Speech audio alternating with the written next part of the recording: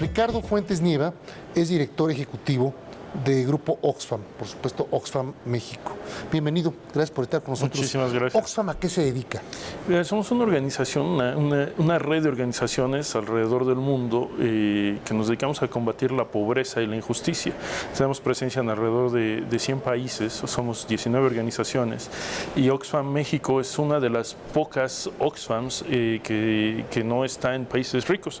Solo existe en este momento Oxfam India y Oxfam México como organizaciones en países emergentes. El resto está en Estados Unidos, en Canadá, en Gran Bretaña, inició en Gran Bretaña, en Australia, Japón. ¿Qué es una ONG? ¿Es una red de ONGs? Es una red de ONGs, una red internacional de ONGs que se inició en Oxford alrededor de la Segunda Guerra Mundial para tratar de incidir en las políticas de bloqueo que tenía el gobierno de Winston Churchill en la Segunda Guerra Mundial.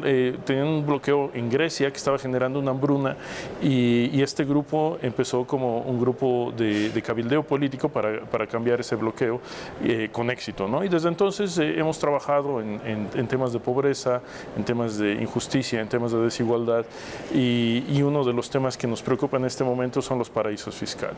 ¿Qué están ustedes proponiéndole al gobierno mexicano para la parte de los paraísos fiscales frente a los grandes capitales mexicanos o internacionales? Bueno, lo que nosotros estamos proponiendo es una cooperación internacional, porque incluso si el gobierno mexicano tuviera toda la voluntad para atacar los paraísos fiscales, no sería suficiente. Además, Panamá no es lo único. No, Panamá es uno de muchísimos. O sea, los hay en Europa Occidental, los hay en Caribe. Suiza es el paraíso fiscal más prominente. ¿Desde cuándo no, verdad? Suiza, fíjate, empezó su tradición de paraísos fiscales justo antes de la Segunda Guerra Mundial. Y bueno, o sea, hay un libro muy interesante de un profesor que ahora está en la Universidad de Berkeley, que antes estaba en la London School of Economics, Gabriel Zuckman, que cuenta toda la historia de cómo Suiza se desarrolló como un paraíso fiscal justo antes de la Segunda Guerra Mundial y cómo ha sido utilizado por las grandes fortunas alemanas y francesas para evitar pagar impuestos. No, pero además es un fenómeno extraordinario, porque primero se fueron a refugiar allá una gran cantidad de alemanes acaudalados de origen judío, de alemanes judíos. Y luego después también se fueron a refugiar allá todos los robos que hicieron los nazis, tesoros también de judíos y de otras partes y de propiedades del resto del mundo, fueron a dar también a Suiza. Algunos inclusive no se han abierto, todavía están ahí cerradas, pero con un celo profesional impresionante de los suizos, siguen protegidas esas cajas de seguridad, esas cuentas bancarias que nadie las puede abrir. O sea, un paraíso fiscal es fundamentalmente un lugar donde hay una tasa impositiva muy baja o no existente y donde cualquier persona que pueda pagar $1,000 o $2,000 puede crear una empresa y esconder.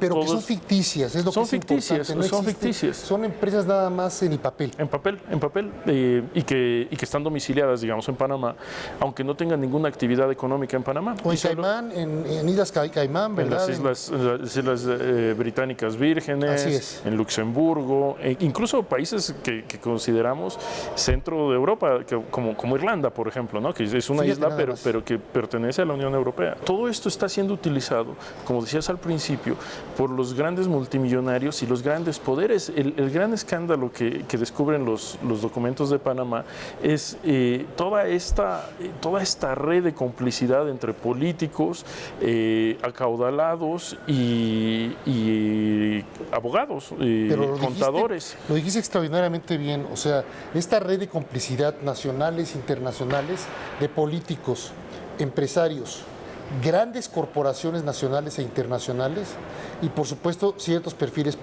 profesionistas, políticos, abogados, etcétera. Porque ahí empiezas a ver tu empresas como General Electric, que no Amazon, nada, pero Google. General Electric, Google, Amazon tienen unos paraísos fiscales de película de terror, ¿eh? Sí, donde terminan pagando muy pocos impuestos, ¿no? Muy pocos impuestos. A más del daño que se hace con el no pago de esas monstruosas empresas, es todo lo que deja de derramarse. Así es. Para la sociedad a través de los mecanismos de beneficio productivo que pueda haber en las sociedades. Es una red de complicidad tan grande que es difícil pensar que la solución está en un gobierno únicamente. No. Tiene que ser una acción concertada global. Los grandes poderes económicos y políticos están utilizando los huecos en las leyes. Bueno, espérame. Es que entonces ya no es de creer. Es que el mismo poder político, junto con el poder empresarial, usan sus propios huecos. Sí, huecos. No es que no tengan los sistemas, es que saben muy bien por dónde esconderse. Sí, y tampoco tienen los incentivos para cambiarlos. Y luego por eso ves que decimos, bueno, no, vámonos con mejor un periodo extraordinario para mandar tal reglamento, porque quieren seguir chiflando y aplaudiendo, ¿no? Para no tener los reglamentos que les puedan cerrar a ellos las puertas que nosotros no podemos utilizar. Así. Ahora, no se confunda el dinero de los paraísos fiscales con los dineros bien habidos de los grandes empresarios, por ejemplo, mexicanos, ¿no? Porque luego la gente va a decir, Carlos Slim. No. No estamos hablando ni de Bill Gates ni de Carlos Slim como los recursos que ellos generaron por la vía sana. Sí. No, ni de Mark Zuckerberg, ni de ninguno de ellos. Es todo lo que se está acomodando por la vía ilegal.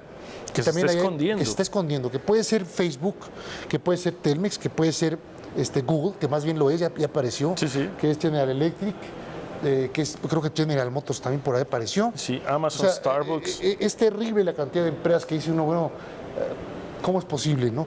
Pero lo hacen. Sí, pero lo hacen con todas las vías de la ley. Que esa es la gran preocupación. Y bueno, la semana pasada, el 12 de mayo, hubo una reunión, una cumbre anticorrupción en Londres. Y bueno, había alguna esperanza de que se iba a tomar una acción consolidada, unida a nivel internacional, donde se tratara de luchar contra estos paraísos fiscales. Y al final, bueno, nosotros estamos muy decepcionados de los resultados de esa cumbre, porque hay 5 o 6 países que decidieron hacer pública la propiedad última de estas empresas que se domicilian en los paraísos fiscales. Pero eso no es suficiente. Es que te voy a decir una cosa, que también tenemos que decirlo, porque debemos de ser ahí sí parejos con todos en ese tipo de comentarios. Hay muchos paraísos fiscales que se utilizan de la manera más legal, más transparente. Paraíso fiscal no significa la cueva de la bruja, de la bruja Molchindreta. No, es un lugar donde originalmente la estructura de estos lugares se crea para que puedan estar seguros ciertos capitales que ya fueron liberados por toda la serie de expertos fiscales, legales, constitucionales, lo que tú quieras de sus países respectivos, para pasar limpios por todos los diferentes medidores y ya una vez que están limpios, irse a reposar a estos paraísos fiscales. Hay mucho dinero de ese, que nadie lo critica, nadie lo juzga. Los cálculos que hacen los académicos, como Gabriel Zucman, señalan que alrededor del 80% de la riqueza que está escondida en paraísos fiscales tiene algo que ver con actos ilegales, ya sea con corrupción, lavado de dinero, crimen organizado, y solo el 20% tienen un origen legal, ¿no? No hay manera exacta de saber cuáles, justo por la naturaleza de los paraísos fiscales, pero hay muchísima evidencia que sugiere que un gran porcentaje de esta riqueza que está escondida en los paraísos fiscales tiene que ver con actos ilícitos. Ahora, ¿qué están ustedes sugiriéndole, por ejemplo, al gobierno mexicano? Ustedes como Oxfam México, ¿han hecho alguna propuesta o simplemente están de observadores críticos? No, tenemos una propuesta sobre un foro mundial de impositivo que pueda dar un seguimiento global y que para eso los gobiernos nacionales, el gobierno de México tendría que apoyar una propuesta donde haya un registro global único de cómo se están transfiriendo estos recursos y quién tiene digamos, la posesión de estas empresas en los paraísos fiscales. Te voy a dar la posición más purista neoliberal. Estamos de acuerdo, perfecto con lo que tú estás diciendo, pero estás violando todo principio de confidencialidad financiera, lo cual te puede crear una desconfianza en tu país, que se te pueden retirar muchos recursos. ¿Qué dirías tú al respecto? Bueno, el caso de Suiza es un caso paradigmático. Los suizos han cambiado sus reglas de secrecía y no ha sucedido esto que mencionas, ¿no? O sea, han liberado un poco sus reglas de secrecía, porque lo que importa no es la secrecía de un ciudadano, ¿no? O sea, yo como ciudadano tengo el derecho a la secrecía bancaria en mi país, pero no es necesariamente el mismo argumento si yo decido sacar algún dinero que yo tenga en México para llevarlo. Le pegaste. Eso es lo que quería que le dijeras a nuestros amigos. No es tener dinero ahorrado en el banco. Exacto, no es. El otro problema que estamos viendo no es solo la caída de recursos que implican estos paraísos fiscales, es el debilitamiento del contrato social. Tú cuando tienes una sociedad donde unos pocos pagan todos los impuestos y el resto pueden eludirlos o evadirlos, lo que genera es un debilitamiento del contrato social muy fuerte. Y esto es algo que resquebraja al final de cuentas a todo el Estado. Así es. ¿No? Que el Estado no es el gobierno, el Estado somos todos nosotros, la sociedad. Así es. Hay a dos, o como Luis XIV, el Estado soy yo y a ver cómo le hacen, o en el contrato social, el Estado somos todos. Todos y cada uno de los ciudadanos de un país, incluyendo sus instituciones, somos el Estado. Y nuestros derechos y responsabilidades están mediados mediante el pago de nuestros impuestos. Es lo que los americanos llaman, los norteamericanos llaman no taxation without representation, ¿no? O sea, no vamos a pagar impuestos si no tenemos representación política. Eso, bueno, entonces aquí en México deberíamos estar prácticamente todos exentos de impuestos, ¿no? si fuera por eso que estás diciendo, o sea, el contrato social anglosajón no nos cuadra en México. Sí, o lo contrario, dado que pagamos impuestos, deberíamos exigirle más al gobierno, a los gobiernos estatales, federales, municipales, a todos los gobiernos, porque al final los salarios que nosotros, los salarios que ellos devengan son pagados con nuestros impuestos, ellos son nuestros empleados. Así es. Y en el caso mexicano, entonces, ¿qué estaban ustedes pensando ya para despedirnos, porque se nos acaba el tiempo? Algo así como dentro de la ONU, crear una FAO, pero de regulación. La ONU, el Fondo Monetario Internacional, no necesariamente tiene que ser en el contexto de Naciones Unidas, pero sí tiene que ser algo. La OCDE ha estado liderando algunos de estos esfuerzos, pero la OCDE es un club de países ricos fundamentalmente, sí, ¿no? Entonces necesita esto tener más alcance, incluir a más grupos, más países. ¿Te queda o la ONU o te queda el Fondo Monetario Internacional, el Banco Mundial, algo así? Algo por el estilo, para que ellos puedan entonces regular a estos paraísos fiscales y tener un registro y transparentar único.